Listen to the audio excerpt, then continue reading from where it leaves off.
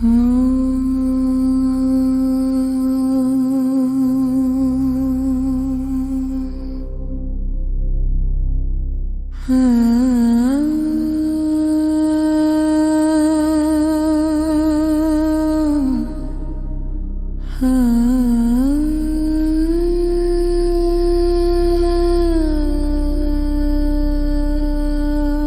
after understanding, I return to questions again.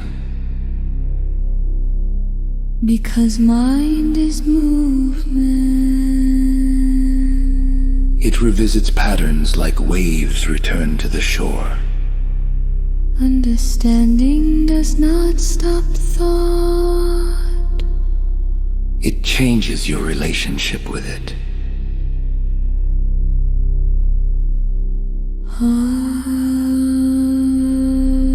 So who am I, finally? After all this, what is my true identity? You are not a conclusion. You are the space in which all conclusions appear. Not an answer, but the field in which all answers arise and dissolve. You keep saying awareness sees thought. But who is aware? The question assumes an entity behind awareness. But awareness is not a thing that belongs to someone. It is not owned. It is the very space in which ownership appears. So there is no observer at all. Then are you saying there is no observer? There is observing, not an observer. Just as there is seeing but no separate seer apart from seeing. The division is conceptual, not experiential. If there is no observer, What is individuality? there is individuality, just an illusion. Individuality exists as function. A unique expression shaped by body, memory, and environment. But separation is interpreted.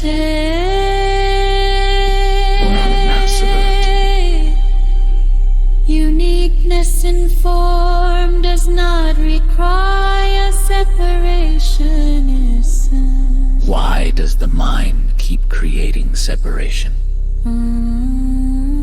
Why does a thought divide everything into me and others? Because thought operates through definition. To define something, it must separate it from everything else. Division is the mechanism of cognition, not ultimate reality. Can thought stop dividing? Can thinking exist without division? Thought can become functional rather than identity-based. It can describe the thought computing identity. But division is its natural structure. It cannot be fully removed, only recognized. If thought is limited, should it be rejected? Should I abandon thought completely? Rejection is still thought in conflict. Thought is not the problem. Unawareness of its limitation is. When seen clearly, thought becomes a tool, not a master. What happens when identification drops? What changes when I stop identifying with thoughts? Thought continues to arise. but the sense of being trapped inside it weakens. Like clouds passing through open sky without ownership.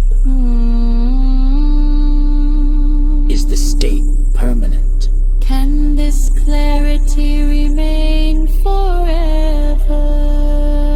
Permanence belongs to memory. Clarity is not permanent or temporary. It is either seen or not seen in the present moment. Where does clarity come and go? Why do moments of clarity disappear? Because attention is pulled back into habit pattern. Not because clarity leaves, but because attention moves away. The sky does not disappear when clouds return. Then what is spiritual progress? Is there any progress on this path? Progress implies distance. Here there's a distance. Only recognition. It is less about becoming something and more about seeing what is already present.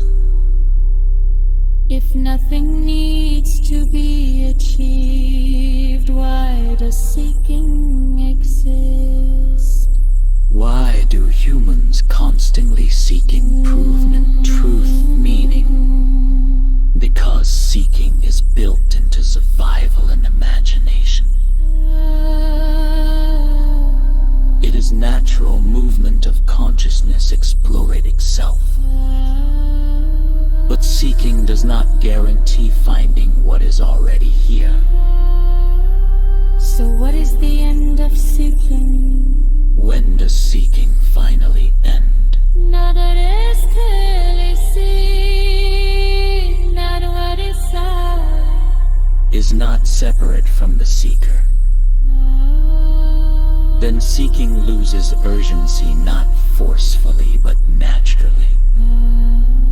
What remains after seeking ends? If seeking dissolves what remains in life, ordinary experience unchanged outwardly, but inward division reduces. Life concludes.